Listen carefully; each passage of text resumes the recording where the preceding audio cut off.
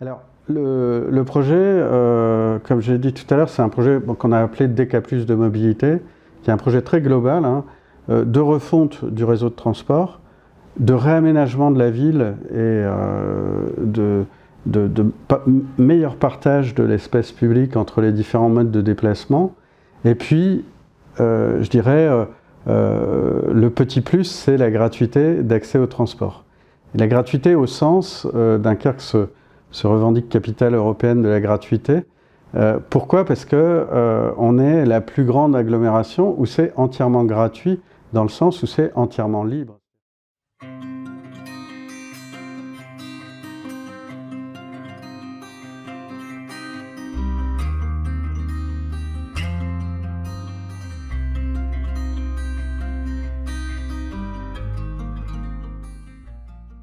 Alors, ce qu'il faut savoir, c'est que le projet qui a été mis en place à Dunkerque, ce n'est pas un projet de gratuité, uniquement de gratuité, c'est un projet de refonte complète du réseau de transport collectif. Alors, on était dans une situation assez particulière à Dunkerque, qui est une ville qui a été entièrement détruite au cours de la dernière guerre mondiale. Hein. Et donc, il y avait en 1945 moins de 200 habitants à Dunkerque. Donc, c'est une ville qui a été entièrement reconstruite après cette dernière guerre mondiale, entièrement reconstruite autour de la voiture avec des avenues larges et où la voiture était reine. On avait ici à Dunkerque une des dernières autoroutes urbaines hein, qu'on trouve encore à quelques endroits qui traversait la ville et qui coupait la ville en deux et qui avait été construite dans un canal. Donc une ville faite pour la voiture où on circulait plutôt bien. En centre-ville de Dunkerque, on se garait, et on se gare toujours même très bien, beaucoup de places de stationnement. Et un contexte où finalement le transport collectif était très peu utilisé. La part des déplacements en transport collectif était de moins de 5%, la part des déplacements en vélo un peu moins de 2%, et la part des déplacements en voiture 66%. Donc on était dans le peloton de queue des villes moyennes, des villes de cette taille française. Hein. Il y a 200 000 habitants d'agglomération, 150 000 habitants dans notre centre d'agglomération. Et donc, au-delà de ces chiffres qui sont particulièrement bas, et on avait en plus une baisse, puisque si on compare avec la précédente grande enquête qu'on avait faite, on passait en bus de 6 à moins de 5% et en voiture de 62 à 66%. Donc une situation qui se dégradait en matière d'utilisation des transports en commun et une augmentation de l'utilisation de la voiture. On a un contexte particulier à Dunkerque puisqu'il y a des communes de l'agglomération où 30% des ménages n'ont pas de voiture. Hein, dans le centre d'agglomération, en l'occurrence Saint-Paul-sur-Mer. Grande-Sainte, c'est 25% des ménages qui n'ont pas de voiture. Il y a des quartiers de Dunkerque centre, hein, comme le quartier de l'Île Gentille qui est juste derrière moi, c'est 45% des ménages qui n'ont pas de voiture. Donc on a une situation sociale particulière. On avait dans nos bus auparavant 95% de captifs, c'est-à-dire soit des gens qui n'ont pas le permis, soit des gens qui n'ont pas de voiture. Hein. Les gens qui n'ont pas le permis, c'est essentiellement les scolaires. Les gens qui n'ont pas de voiture, j'en ai parlé, et soit des personnes âgées qui ne se déplaçaient plus en voiture en fait. Donc on avait un contexte particulier qui faisait que dans l'esprit des gens, en fait, ceux qui prennent le bus, c'est ceux qui n'ont pas le choix en fait. Et donc c'est ça notre contexte social, et je dirais qu'en plus, on était les pionniers de ce qu'on appelle la tarification solidaire, c'est-à-dire la tarification en fonction des revenus.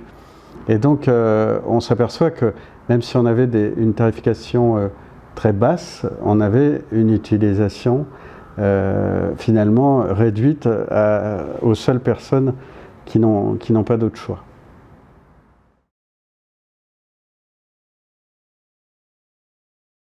Donc le projet global, c'est le projet DK+ de mobilité, de transformation de la ville, de reconquête des espaces et des différents espaces pour les modes actifs, les modes doux, etc. C'est-à-dire que ce n'est pas qu'un projet de transport collectif. Par exemple, dans le centre-ville de Dunkerque, il n'y a pas une seule voie réservée aux bus. On a élargi les trottoirs, on a améliorer le confort d'usage piéton dans le centre-ville commerçant. Dans cette fameuse autoroute urbaine dont je parlais tout à l'heure, voie express en pleine ville, on a rouvert le canal qui était bloqué au milieu de cette autoroute. On l'a rouvert, on a créé des voies réservées aux bus, parce que là on avait de la place, une voie verte de partage entre les piétons et les cyclistes, un boulevard urbain qui permet d'aller dans les différents quartiers qui entouraient auparavant cette autoroute, puisque ces quartiers n'étaient pas desservis par l'autoroute. Donc c'est un projet complet de refonte, de transformation de la ville, de plus de nature en ville. C'est au total plus de 2000 arbres qui ont été plantés dans le cadre du projet. Il y a maintenant des arbres dans les grands axes du centre-ville qui n'existaient pas avant. Enfin, c'est un projet vraiment global de transformation et d'amélioration du cadre de vie des habitants.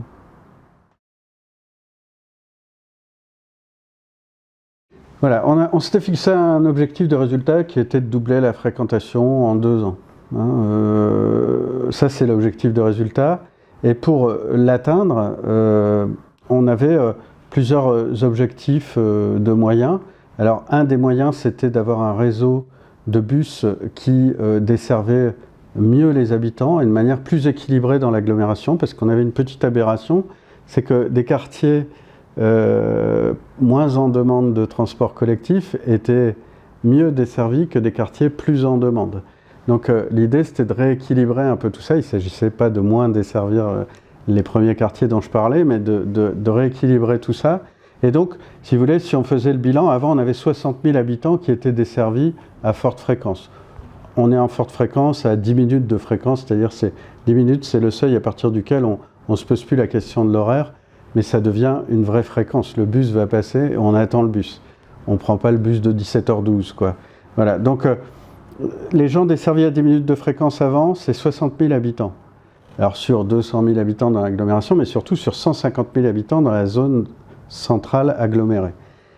L'objectif qu'on s'est fixé, c'est doubler ce nombre d'habitants desservis à 10 minutes de fréquence. Donc 120 000 habitants sont aujourd'hui desservis à 10 minutes de fréquence. Sur les 150 000, 80% des habitants de la zone centrale agglomérée sont desservis à 10 minutes de fréquence. On a un autre objectif, c'est que nos lignes qui étaient auparavant, qui avaient des parcours différents, la ligne principale du réseau auparavant avait 3 destinations différentes de chaque côté, dans chaque sens. C'est-à-dire que finalement, il n'y avait que ceux qui l'utilisaient régulièrement qui pouvaient l'utiliser parce que les autres ne comprenaient rien. On ne comprenait pas du tout comment ça fonctionnait. Un exemple tout bête, on arrivait à la gare, il y avait un pôle d'échange, il y avait 7 quais de bus différents à la gare de Dunkerque. Aujourd'hui, il n'y en a plus que 2 pour les lignes urbaines. Un quai dans un sens, un quai dans l'autre. Avant, 7 quais de bus différents. Pour celui qui venait de l'extérieur et qui voulait prendre le bus, c'était un casse-tête parce que rien ne lui expliquait comment il allait prendre le bus. Donc quelque chose de plus lisible et puis surtout quelque chose de plus fiable. Un réseau plus fiable, c'est-à-dire qui respecte sa fréquence, qui respecte ses horaires pour les lignes à horaires et puis qui permet d'être certain d'avoir un temps de trajet qui soit le même qu'on l'utilise à 10h du matin en heure creuse ou à 7h du matin en heure de pointe. Donc l'idée, c'est d'avoir un réseau fiable en fonctionnement. Et puis, un des leviers d'augmentation de la fréquentation, ça a été aussi la gratuité. Et la gratuité, je le répète encore une fois, au sens facilité, fluidité, c'est-à-dire qu'on ne se pose pas de questions. Si on a envie de prendre le bus, on va prendre le bus, on n'a pas à se dire où est-ce que je vais acheter mon ticket, comment je vais payer, est-ce que je vais prendre une carte de 10 trajets ou un ticket à l'unité, voilà. Donc libre accès total au réseau de transport.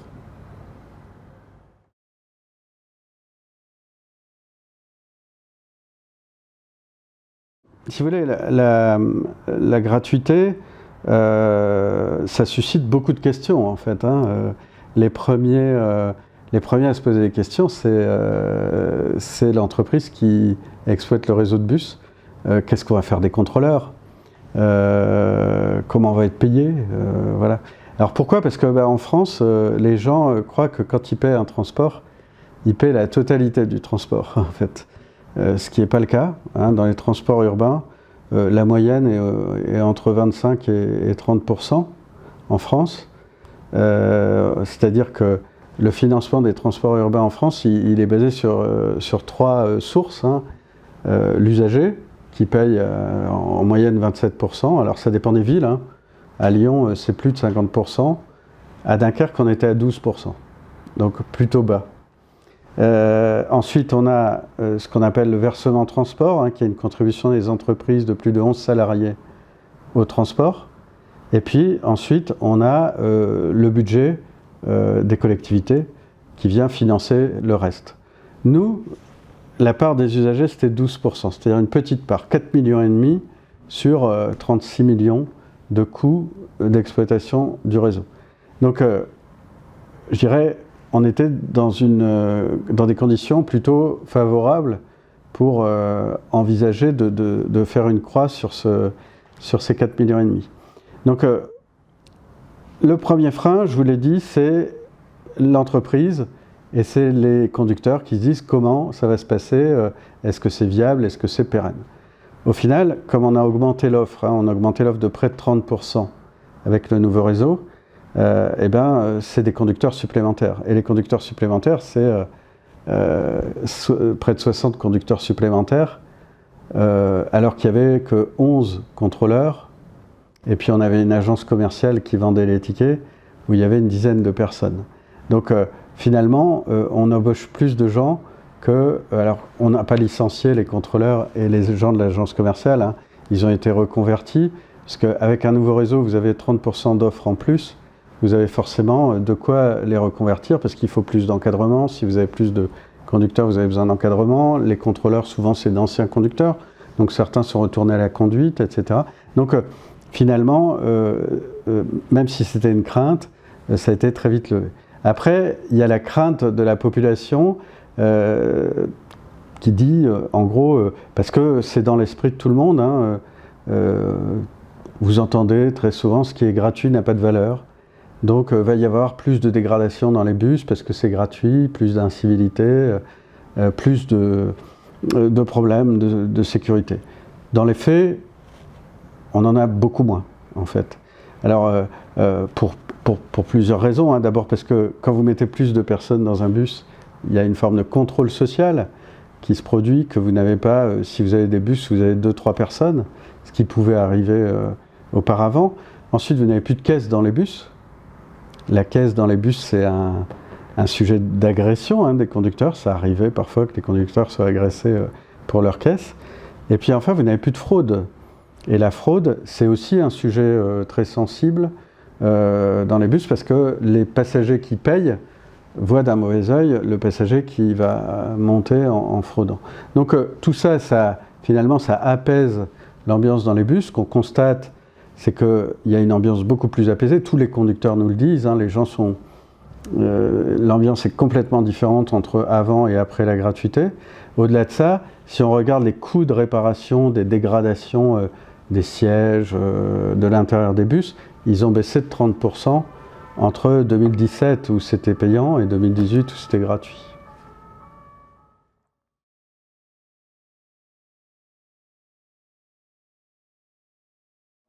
L'activité du centre-ville a été très perturbée parce que pour faire tout ce qu'on a fait, on a fait un peu moins de 2 ans de travaux pour faire tout ce qu'on a fait. Donc, et des travaux dans le cœur de ville. Donc forcément, ça a un impact inévitable, hein, sur l'activité d'un centre-ville. Hein. Quand vous avez un centre-ville en travaux, le centre-ville devient beaucoup moins attractif, d'autant plus que notre centre-ville est en concurrence avec d'autres pôles commerciaux périphériques, et forcément, ça a un impact. On l'a fait dans un temps très court. Les travaux dans le centre-ville ont duré un tout petit peu plus d'1 an. Tout en organisant les travaux, en maintenant l'activité du centre-ville, c'est-à-dire qu'on participait à des opérations commerciales pour maintenir l'attractivité du centre-ville. On a organisé les travaux de manière que toutes les fêtes habituelles du centre-ville pouvaient se dérouler, c'est-à-dire qu'il y a eu le marché de Noël sur la place Jean-Bart pendant les travaux. il y a eu le carnaval de Dunkerque, la bande de Dunkerque dans le centre-ville pendant les travaux. Tout s'est fait sans qu'on ne retire une fête habituelle du centre-ville. Donc après, les travaux ont été terminés le 31 août. Le changement de réseau a été très brutal puisque le changement de réseau il a eu lieu le 1er septembre 2018 à 5h30 du matin. C'est le premier bus qui part. Hein. 1er septembre 2018, tous les conducteurs partent pour un nouveau réseau. Donc vous imaginez le truc, hein, toutes les lignes changeaient, les noms de lignes changeaient, une flotte beaucoup plus importante, des nouveaux conducteurs, les usagers un peu perdus, parce que même si on fait de la communication, qu'on leur explique comment va être le nouveau réseau, on ne peut pas le faire trop en amont, parce qu'on a des usagers habituels qui utilisent le réseau existant, donc c'est extrêmement difficile de faire tout ça. Une grosse campagne, on avait des ambassadeurs à l'intérieur du réseau, mais en tout cas, le changement a été brutal et forcément, il y a des couacs, quoi, hein. Il y a des conducteurs qui se trompaient de trajet le premier jour. On a été évidemment surpris de l'affluence et de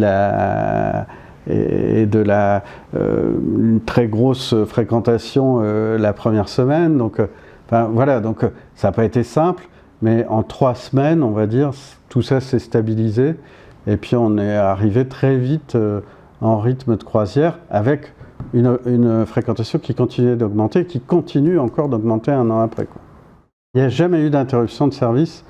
Pendant les travaux, on avait des déviations de ligne, hein, parce que quand on avait des voies en travaux, on avait des déviations de ligne, mais il n'y a jamais eu d'interruption de service.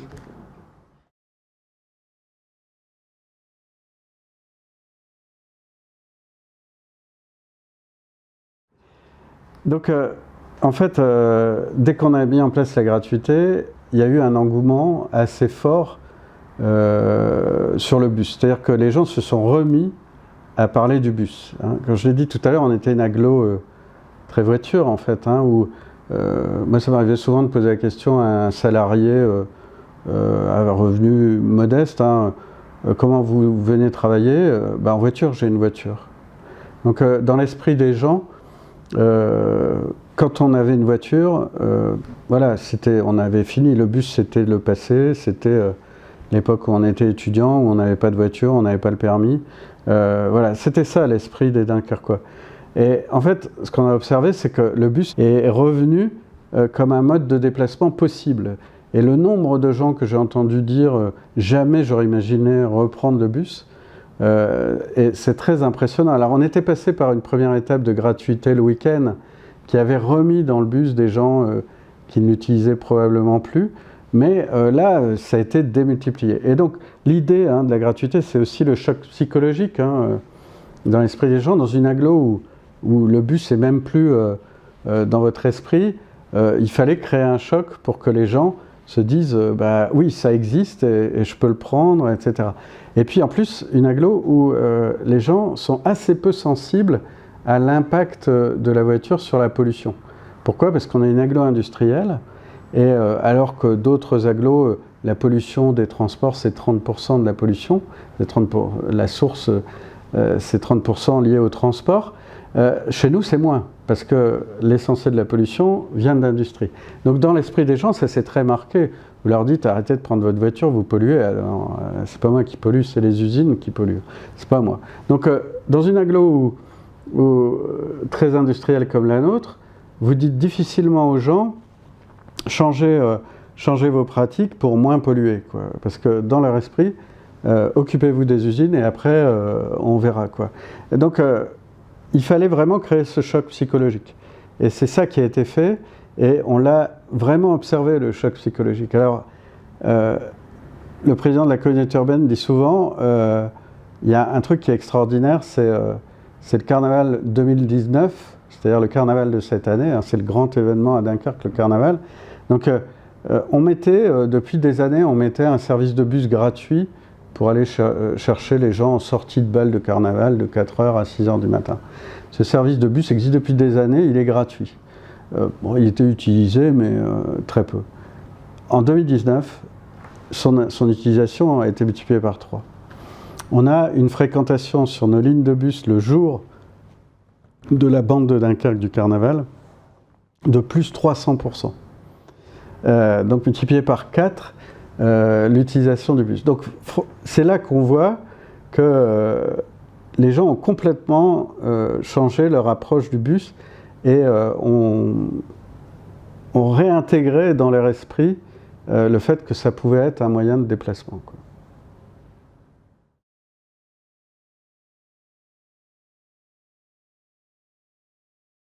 On a touché plusieurs catégories de personnes. Je vous l'ai dit tout à l'heure, on était les pionniers de la tarification solidaire. Donc, quand on a fait les premières réunions publiques sur le projet, on était très étonnés d'entendre des gens qui nous disaient « Moi, je ne prends pas le bus, c'est trop cher ». Et alors, on leur disait « Quoi, c'est trop cher ?» Enfin, il y a la tarification solidaire. La tarification solidaire, les plus bas revenus pouvaient payer 7 € par mois pour prendre le réseau de transport. Donc, alors, c'est pas c'est une somme, mais c'est pas grand-chose, quoi. Mais il faut faire la démarche d'aller prendre la carte. Il faut, vous savez, quand vous dites que vous prenez un abonnement, dans l'esprit des gens, il y a l'idée de l'amortir, l'abonnement, donc il faut se déplacer, etc. Et donc, les gens préféraient ne pas prendre d'abonnement et se retrouver à payer le tarif fort, c'est-à-dire le ticket à l'unité à 1,40 €. Et donc, dans l'esprit de beaucoup qui avaient peu de revenus, finalement, ils se retrouvaient à payer plus cher le bus. Donc, en fait, les gens se sont remis à se déplacer avec la gratuité. C'est-à-dire, dans l'enquête qu'on a pu faire, si vous avez lu les résultats, on a 33% des gens qui déclarent se déplacer plus qu'avant avec la gratuité. Après, évidemment, lorsqu'on fait la gratuité, on rend l'argent aux utilisateurs d'avant. Hein, donc, aux gens, je l'ai dit tout à l'heure, hein, on n'avait que des captifs hein, dans nos bus. Donc des jeunes, des gens démunis, des personnes âgées. Donc finalement, on rend à ces gens le coût d'un abonnement. Et quand je dis le coût d'un abonnement, c'est le coût d'un abonnement des parents et des enfants, de la famille, quoi, hein. Ça peut, les 7 €, c'est pour une personne, hein, donc s'il faut payer les abonnements pour tout le monde, c'est une somme assez importante. Donc tous ces gens-là ont bénéficié directement de la gratuité, c'était les utilisateurs d'avant. Puis après, il y a ceux qui se déplaçaient en voiture avant et qui se sont mis à prendre le bus. Et ça, il y en a 48% dans les nouveaux usagers, 48% venaient de la voiture. Et 11% de ces gens-là déclarent avoir même revendu une voiture pour prendre le bus. Alors quand on dit revendre une voiture, c'est revendre la deuxième voiture. Hein, c'est la deuxième voiture qu'on avait. Voilà, donc vous imaginez le gain pour ces familles à prendre le bus gratuit, c'est-à-dire ils prennent un transport qui ne paye pas, et en plus ça leur permet de revendre une voiture dont personne ne s'imagine le coût, mais c'est des coûts très importants en fait. Donc voilà, on a toutes ces catégories-là finalement qui ont bénéficié de la mesure. Donc finalement c'est une mesure, il n'y a pas plus juste qu'une mesure comme celle-là. Hein. Souvent, quand vous dites que vous allez faire le bus gratuit, la première chose qu'on vous répond c'est est-ce que c'est normal que quelqu'un de très riche ne paye pas le bus alors qu'il a les moyens de se payer. La question, elle n'est pas là. La question, c'est que quelqu'un de très riche qui prend la voiture, il prendra toujours la voiture parce que c'est sa liberté, il a les moyens de le faire. Et... Par contre, celui qui a les moyens et qui est au milieu, pour qui c'est pas forcément facile, et à qui on propose le bus gratuit, que ça lui permet de revendre une deuxième voiture ou de se priver, de ne pas racheter une deuxième voiture, et bien celui-là, vous faites un vrai geste pour lui, quoi. Donc on touche finalement avec la gratuité tous les publics des classes moyennes aux classes les plus démunies dans une vraie redistribution équitable en fait. Chez les étudiants, c'est encore compliqué parce que les étudiants, on a à Dunkerque une université où beaucoup d'étudiants viennent encore en voiture à l'université. C'est-à-dire qu'on a un parking qui est très utilisé, etc. Donc c'est encore assez difficile parce que c'est des gens qui viennent de l'extérieur de l'agglo. Hein. Donc nous, notre réseau, il est que dans l'agglo. Hein. C'est pas gratuit à l'extérieur de l'agglo. Donc cet effet-là, on ne l'a pas. Et donc on a encore beaucoup de déplacements en voiture parce qu'on est dans des endroits où il y a une forte culture de la voiture. Donc la deuxième étape, c'est ça, c'est d'essayer de convertir aussi tous les étudiants à ça. Après, chez les jeunes, c'est évident, avec un effet de plus de déplacements, de loisirs. Par exemple, on a des fréquentations du mercredi qui sont importantes, liées aux jeunes qui se mettent à se retrouver dans le centre-ville, en lien avec ce bus gratuit. Voilà, on a ces effets-là, évidemment. On a énormément de personnes âgées, mais pour les personnes âgées, c'était déjà gratuit pour beaucoup avant, mais il fallait une carte. Et du coup, on a aussi touché les personnes âgées qui ne se déplaçaient pas, parce qu'il fallait cette carte.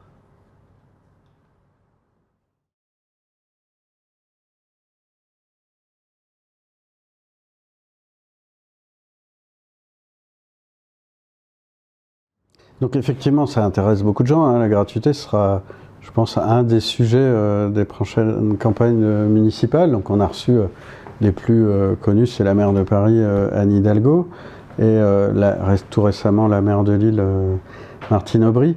Donc, mais il n'y a pas que, hein, il y a aussi plein de communes qui s'intéressent à ça.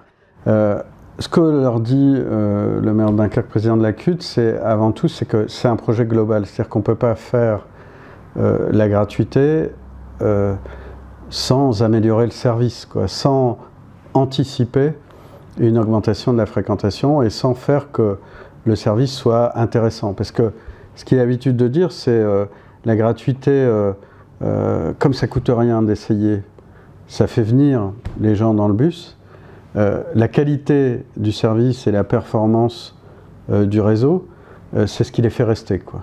Donc si vous faites la gratuité sans la qualité ou la performance, à ce moment-là, vous êtes assuré de faire un one-shot, quoi. C'est-à-dire vous ferez que un effet d'aubaine sur les premières semaines, et puis après les gens reviendront tranquillement à la voiture.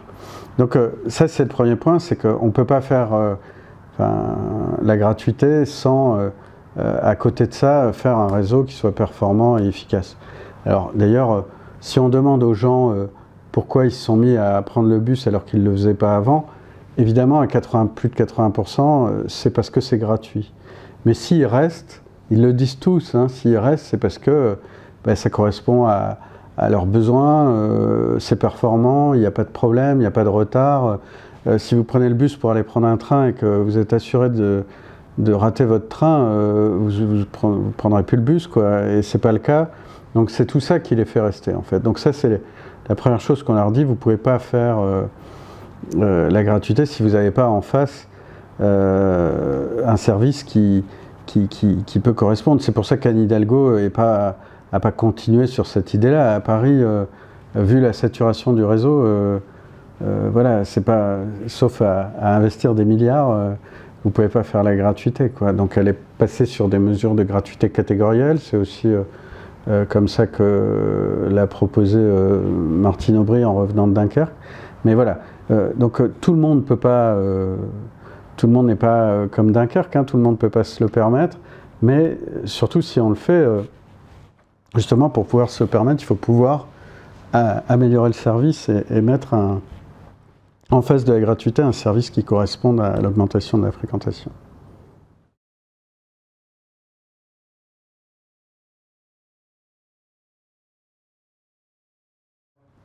Sur les autres réseaux gratuits, ce qui est assez intéressant finalement, c'est que je crois qu'il n'y a pas une seule agglo qui a fait la gratuité pour les mêmes raisons et de la même façon, en fait. Hein. Si on regarde Aubagne, Aubagne fait la gratuité à la fin des années 2000. oui, au milieu des années 2000, en bénéficiant d'une augmentation de sa population, donc d'une augmentation du taux de versement transport, hein, puisque la loi fixe des taux en fonction de la population, donc une recette supplémentaire. Ils font en mettant en place un tramway, voilà. Et puis c'est mis en place par une municipalité, enfin une agglo front de gauche qui en fait un axe idéologique, on va dire, hein, philosophique, idéologique. Si vous regardez Châteauroux, qui le fait au début des années 2000, le maire qui fait la gratuité au début des années 2000 à Châteauroux, c'est un maire concessionnaire automobile Mercedes. Hein, donc c'est pas prendre le bus c'est pas le bus qui l'intéressait, il le fait pour des raisons économiques, c'est-à-dire il dit j'ai un réseau qui me coûte, je sais pas, je dis n'importe quoi en chiffres, mais en gros qui me coûte 10 millions d'euros par an, il n'y a personne dedans, ça ne rapporte rien, autant que je le fasse gratuit, et c'est après qu'il améliore son réseau pour prendre en compte l'augmentation de la fréquentation. Donc il le fait, je dirais, pour des questions de rationalité économique au départ, et après il améliore son réseau en lien avec l'augmentation de la fréquentation. Niort, c'est encore différent. Niort le fait, alors Niort, c'est pas comme Dunkerque, hein. Dunkerque c'est 75% d'urbain et puis 25% de communes périphériques plus rurales. Niort, c'est 50% d'urbain et 50% de communes rurales. Donc un réseau de transport, c'est pas facile de desservir en transport collectif des communes rurales, donc il rationalise son réseau de transport. Alors quand je dis rationalise, il y en a qui vont dire, j'utilise la langue de bois pour dire, il baisse en fait l'offre. Oui, il baisse l'offre de 25%. Il baisse l'offre de 25%, mais il rationalise parce qu'il recentre l'offre sur sa zone urbaine et il baisse l'offre sur les communes périphériques parce que c'est là où ça coûte le plus cher et c'est le moins utilisé. Et puis il fait la gratuité et maintenant il revient il réaugmente son offre parce qu'il y a une forte demande en lien avec la gratuité. Donc finalement, il repart en arrière. À Compiègne, c'est encore différent, la manière dont ça s'est fait. Donc voilà, aucune ne l'a fait de la même façon. Par contre, toutes observent à peu près les mêmes résultats, hein, c'est-à-dire la croissance forte de Dunkerque est assez spectaculaire, hein. Alors, les détracteurs vont vous dire oui, mais à Dunkerque, la croissance du trafic, enfin l'augmentation de la fréquentation, personne ne sait d'où ça vient. Est-ce que ça vient de la gratuité? Est-ce que ça vient de l'amélioration du réseau? Mais qu'est-ce qu'on en a à faire en fait? Ce qui compte pour nous, parce que, encore une fois, c'est un projet global, on n'aurait pas fait la gratuité sans s'améliorer le réseau, parce qu'on allait dans le mur. Donc, voilà, on a une augmentation de fréquentation. Voilà, c'est ce que j'ai dit tout à l'heure, hein, 80% des nouveaux usagers, ils l'ont fait parce que c'était gratuit. Ils restent et ils continuent d'augmenter parce que c'est un réseau performant. Ils se parlent entre eux, ils se disent « vas-y, essaye, c'est vraiment bien, quoi ». Voilà, donc si on avait fait sur le réseau, la gratuité sur le réseau ancien, on n'aurait jamais eu cet effet-là, quoi.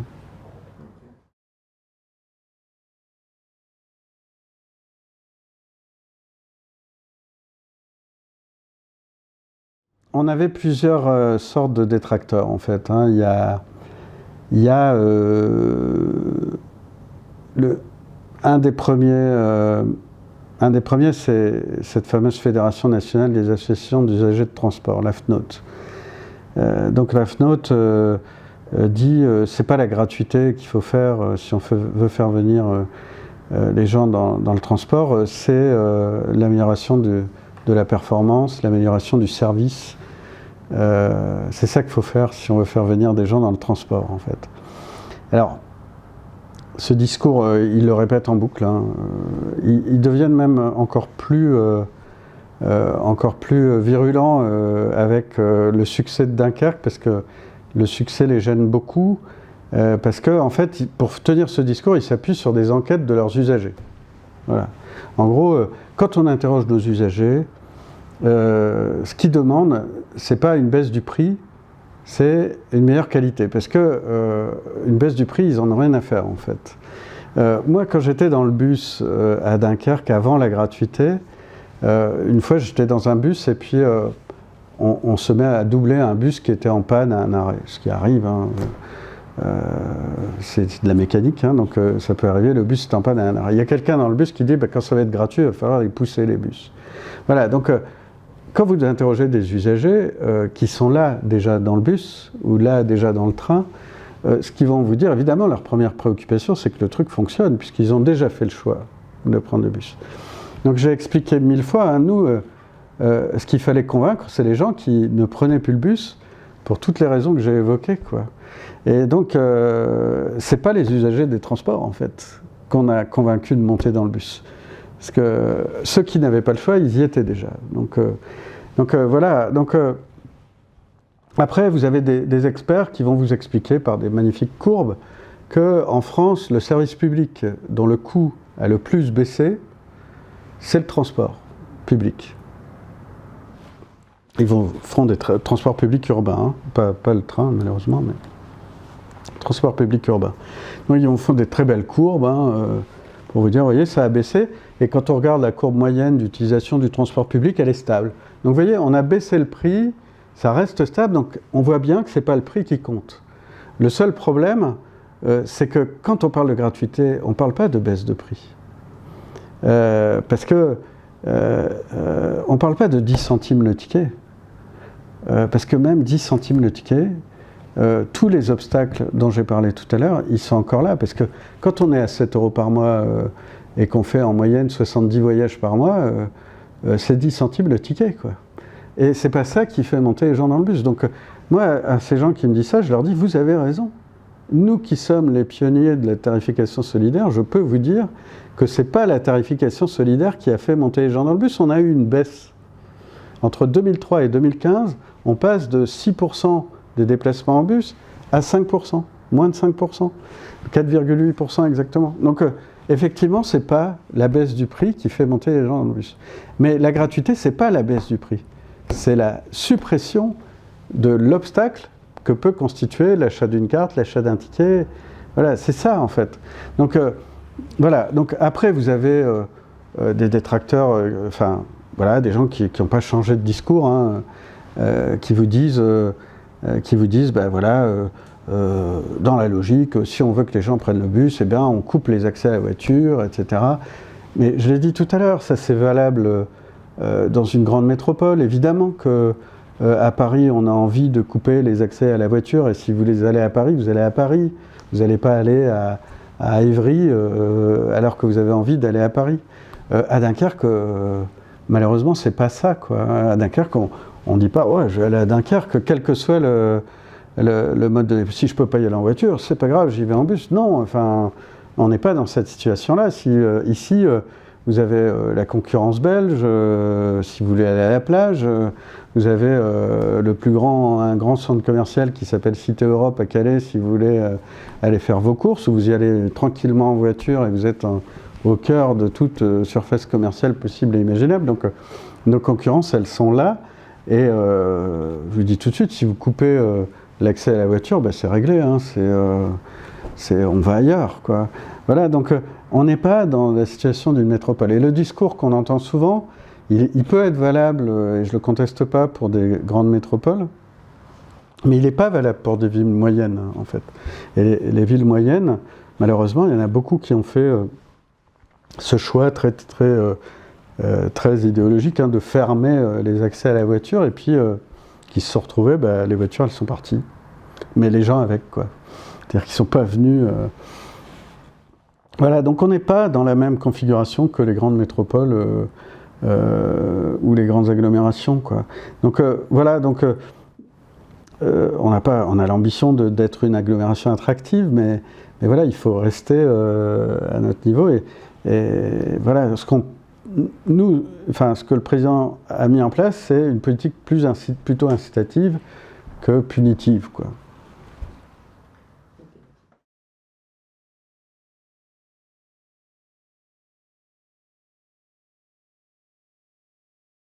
Alors, il y a deux choses en fait, hein. Il y a les investissements qui ont été faits pour moderniser le réseau, c'est-à-dire les aménagements en fait, hein. On a investi 65 millions d'euros pour transformer l'agglomération. Donc ça, ce sont que des aménagements d'espace public. Donc très souvent, on nous reproche, vous avez mis 65 millions d'euros pour des usagers du bus. Non, quand vous aménagez le centre-ville de Dunkerque, ça bénéficie aux piétons du centre-ville de Dunkerque, aux voitures aussi, puisqu'on a modifié la politique de stationnement, et évidemment aux usagers du bus aussi, puisqu'on a rendu plus performant le bus par ces aménagements. Quand vous modifiez cette fameuse autoroute urbaine entre Petite-Sainte et Saint-Paul-sur-Mer, qui coupait la ville en deux, ben, ça bénéficie aux habitants des deux quartiers autour, qui subissaient les nuisances d'une voie rapide à 90 km/h au pied de leur immeuble, en fait, hein. Donc, c'est pas aux usagers du bus que ça bénéficie uniquement, ça bénéficie à tout le monde. Donc, ça, c'est 65 millions d'euros d'investissement. Après, il y a le coût de fonctionnement, qui est un coût annuel, en fait, que l'on paye pour faire fonctionner le nouveau réseau. Alors, combien ça coûte? Ben, c'est très simple, ça coûte 17 millions d'euros. Par an. Il y a 12,5 millions d'euros de coûts de fonctionnement supplémentaires parce que, je l'ai dit tout à l'heure, on a augmenté l'offre de 30%. Donc quand vous augmentez l'offre, eh bien forcément ça coûte plus cher. Donc ça, c'est 12,5 millions d'euros par an. Et puis après, vous n'avez plus les recettes d'abonnement, de billets que vous aviez avant. Et ça, c'est 4,5 millions d'euros en moins. 12,5 millions plus 4,5 millions, ça fait 17 millions. Voilà ce que ça coûte. Alors comment c'est financé? Eh bien, le président de la communauté urbaine a bénéficié d'une opportunité, très simple. La précédente mandature avait augmenté le taux de versement transport de 0,5 points. 0,5 points, ça représente à peu près 10 millions d'euros par an. Voilà. Ces 10 millions d'euros par an viennent alimenter maintenant le fonctionnement du réseau parce que le président de la communauté urbaine a annulé un projet d'aréna de 10 000 places qui était prévu par la précédente mandature et qui était prévu en partenariat public-privé qui aurait coûté à peu près ça chaque année à la collectivité. Donc ces 10 millions d'euros, ils sont maintenant dédiés au transport. Vous allez me dire, ça fait toujours pas 17. Les 7 millions d'euros restants, eh ben, c'est des choix. C'est pour ça que la gratuité, c'est un choix politique, hein. Quand j'ai des élus qui me disent ouais, mais comment on va faire, ben, voilà, vous faites un choix. Est-ce que vous êtes en capacité de dire ben, de mon budget général, je décide de le réduire de 7 millions d'euros pour l'affecter au fonctionnement du réseau de transport. C'est ce qu'on a fait. 7 millions d'euros, c'est à peu près 1,5% du budget de fonctionnement de la CUD. Donc c'est pas non plus insurmontable.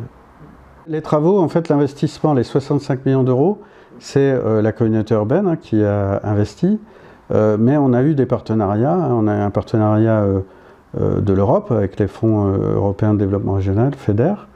On a eu un partenariat de l'État, puisqu'on a été candidat à un appel à projet il y a très longtemps en fait, sur un projet qui était un projet de BHNS qu'on a transformé en ce projet de restructuration du réseau, qui nous apporte 9 millions d'euros.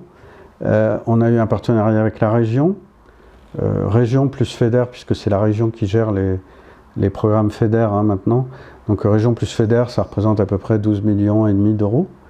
9,5 millions d'euros de l'État, et puis enfin 3 millions d'euros du département du Nord, puisque une partie de nos aménagements ont concerné des routes départementales. Donc le département nous a apporté 3 millions d'euros. Donc au total, un peu moins de 25 millions d'euros de financement extérieur, et le reste financé par la CUD.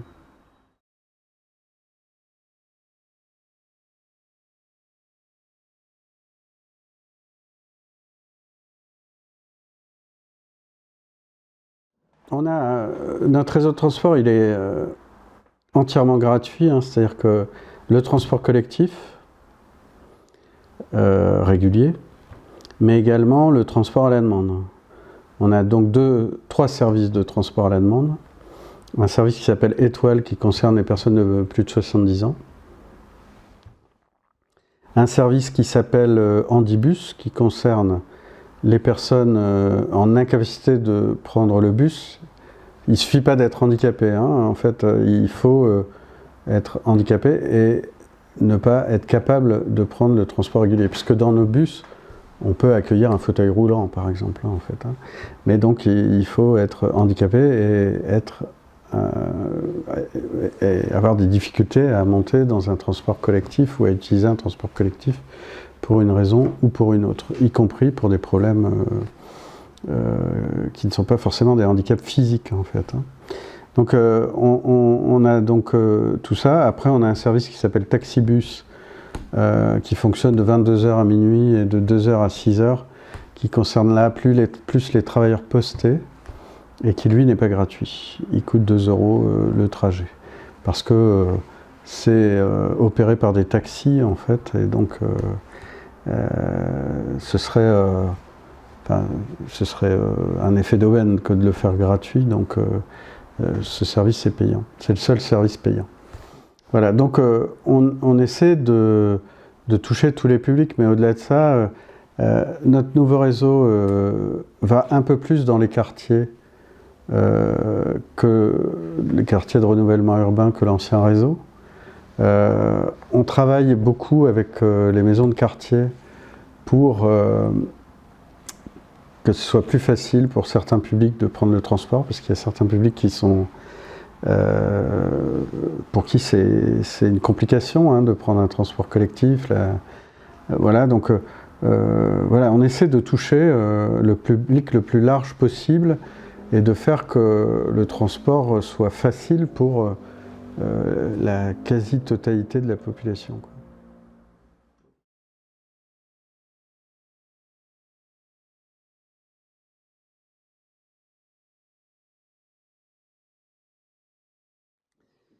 Alors, c'est très compliqué de desservir une zone industrielle, pour une raison simple, c'est que on a deux grandes zones industrielles à Dunkerque. On a une zone qui est au sud, hein, qui est tout le long de la 16, là, côté sud, qui va de ArcelorMittal, l'usine à froid, jusqu'à AstraZeneca, hein. Et donc, vous n'avez pas une seule usine qui a les mêmes horaires postés et la même façon, enfin le même cycle de travail, quoi. Donc, c'est extrêmement difficile de desservir ça. Puis on a une zone industrielle au nord, hein, qui est la zone industrielle portuaire, où vous avez de la logistique, donc assez peu d'emplois, et des industries comme les hauts fourneaux d'ArcelorMittal. Et puis vous avez à l'extrême ouest de l'agglomération la centrale nucléaire, en fait, EDF, où il y a aussi beaucoup de salariés et beaucoup de sous-traitants aussi, notamment. Donc extrêmement difficile d'arriver à desservir des zones industrielles comme ça. Alors vous disiez qu'on a un réseau qui a une amplitude particulière. C'est vrai qu'on commence très tôt le matin, ça commence à 5h30 le matin, et on va dire les dernières lignes partent à 21h30 le soir, hein, donc ça se termine à 22h grand maximum. Donc effectivement, c'est par rapport à d'autres villes où on commence peut-être un petit peu plus tard. À Lille, par exemple, c'est plutôt 6h. Et on va terminer plus tard avec le métro automatique, ils se permettent de terminer beaucoup plus tard, mais les réseaux de bus, on va dire qu'il est à peu près régulier jusqu'à une heure plus tardive, 22h, 23h. Nous, l'histoire industrielle de la ville fait qu'on commence très tôt et qu'on finit plutôt tôt. Et donc, on a mis en place un service Noctibus qui fonctionne le week-end, vendredi et samedi, avec un dernier départ à 22h30, ce qui paraît encore très tôt, mais ça veut dire que on peut aller au cinéma, en fait, avec ce dernier départ. Donc c'est des circuits qui ne sont pas les mêmes circuits que les lignes régulières, hein, parce que le but c'est faire circuler un bus où il n'y a personne dedans, et pour l'image, et pour le fait que les gens le reprennent, c'est complètement inefficace, quoi, en fait, hein. Donc l'idée, c'est que ça fonctionne. Donc vendredi soir et samedi soir. On a un seul service vers 22h pour un des derniers trains de la gare. C'est pareil, mais un petit peu plus tôt celui-là. Donc notre service vendredi-samedi termine à 23h. Enfin, il va presque jusqu'à minuit hein, dans les communes les plus éloignées. Et puis ensuite, ce service-là va jusqu'à 22h tous les soirs de la semaine, hors vendredi et samedi.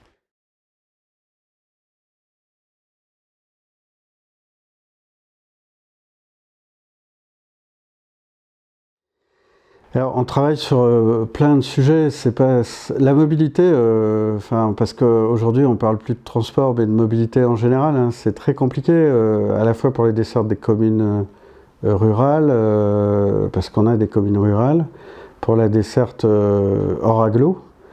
Donc nous, le nouveau réseau, il est déjà connecté avec le réseau Arc-en-Ciel, par exemple, qui est le réseau de la région en interurbain. Et les usagers de l'agglo peuvent utiliser le réseau Arc-en-Ciel gratuitement à l'intérieur de l'agglo. Il faut qu'ils montent dans l'agglo et qu'ils descendent dans l'agglo. S'ils sortent de l'agglo, c'est payant. S'ils viennent d'en dehors de l'agglo, c'est payant. Donc on est déjà interopérable, on va dire, avec ce réseau de bus, de cars interurbains. On est interopérable également avec le train, puisqu'on a des communes qui sont desservies par le train. Gravelines, Bourbourg, Coude-Carquebranche, Dunkerque ont des gares et le réseau de TER dessert notre agglomération. Donc là aussi, un usager de Gravelines qui veut prendre le train, c'est pas gratuit parce que malheureusement c'est pas nous qui décidons, c'est la région. Et avec la SNCF, on peut pas faire sans carte, c'est comme ça. Ça évoluera peut-être un jour, mais en tout cas pour l'instant c'est comme ça. Et donc il y a un abonnement, la CUD apporte une partie de l'abonnement à l'usager. C'est-à-dire qu'au lieu de payer, je crois que cet abonnement doit coûter 45 € par mois, il coûte 20 € par mois pour les 19 ans et plus, et 10 € par mois pour les 18 ans et moins. Voilà, donc on travaille beaucoup sur l'interopérabilité. Après, il y a le covoiturage. Alors effectivement, le covoiturage, c'est aussi un élément important. Alors là, on a créé des aires de covoiturage autour de l'agglo, hein, qui sont... il y en a une qui est terminée, qui est au rond-point du Carnaval. Là, je ne sais pas si vous voyez où ça se trouve. Quand vous revenez de l'autoroute A25 de Lille, vous arrivez sur un rond-point avec une déco carnavalesque. Donc là, vous avez une première aire de covoiturage. Donc qui est assez utilisée. Hein. Il y a une centaine de places. C'est plein quasiment tous les jours. Et c'est utilisé, si vous utilisez Blablacar, c'est souvent là qu'on vous donnera rendez-vous pour une prise en charge Blablacar, quoi. Et donc cette aire de covoiturage est desservie en bus, etc. On va recréer des aires de covoiturage beaucoup plus excentrées, généralement aux portes de l'autoroute A16, parce que on crée nos aires de covoiturage là où il y a un usage, en fait. Là où le covoiturage se fait de manière sauvage, en fait, où on aperçoit... vous avez dû voir ça, hein, vous arrivez sur une bretelle d'autoroute et vous voyez plein de voitures garées. C'est du covoiturage, en fait, mais du covoiturage sauvage, en fait, il n'est pas organisé. Donc ça, on le fait aussi. On organise le covoiturage dans des espaces où il y a un usage, où il y a déjà de l'utilisation. Après, voilà, on n'est pas encore arrivé à l'autopartage, parce que c'est compliqué l'autopartage, et puis il faut faire appel à des professionnels qui savent le faire, et les professionnels qui savent le faire, comme Cities qui le fait à Lille, hein, ils le font là où c'est rentable, hein, donc voilà. Aujourd'hui ils ne se sont pas intéressés à Dunkerque. Par contre, un autre élément qui a un levier fort, hein, vis-à-vis des zones industrielles, c'est le vélo. Alors si vous êtes amusé à aller à Petite-Sainte, vous verrez que il n'y a pas d'aménagement pour les vélos, en fait, même pas pour les piétons d'ailleurs, c'est même un peu compliqué à pied. Donc voilà, donc ça c'est une prochaine étape, hein. On va aménager des pistes cyclables sur des espaces industriels en fait. Alors ça paraît bête comme ça, mais ça intéresse énormément les entreprises, parce que les entreprises, beaucoup, donnent des primes à leurs salariés qui viennent en vélo. En fait, ils vont des primes d'achat de vélo. Et donc, forcément, si elles se sont engagées dans une démarche plutôt vertueuse, si vous ne leur faites pas l'aménagement qui va avec, et généralement dans ces zones industrielles, il y a des circulations de poids lourds, c'est quand même pas agréable d'être doublé par un poids lourd en vélo. Et si vous n'avez pas d'aménagement site propre, c'est désagréable. Donc on travaille là-dessus aussi, et ça fait partie de notre politique de mobilité. Ouais.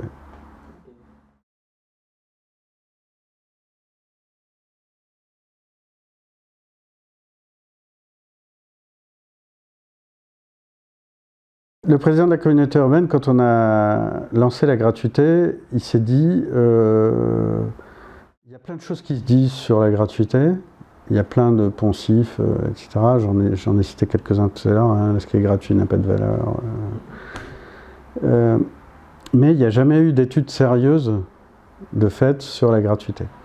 C'est pour ça qu'il s'est rapproché du laboratoire VIGS, hein, avec Maxime Huret, qui avait beaucoup travaillé sur cette question de la gratuité du transport, et donc il s'est rapproché de lui pour lancer cette étude. Donc cette étude, effectivement, s'est faite comme notre gratuité se faisait en 2 étapes. On a fait également l'étude en 2 étapes. Hein. Une première étape sur la gratuité du week-end, parce que c'était quand même très particulier, qui a été faite par Henri Brich, hein. Et une deuxième étape sur cette gratuité totale.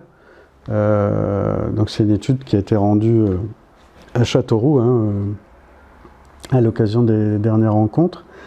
Et puis on ne s'arrête pas là, en fait.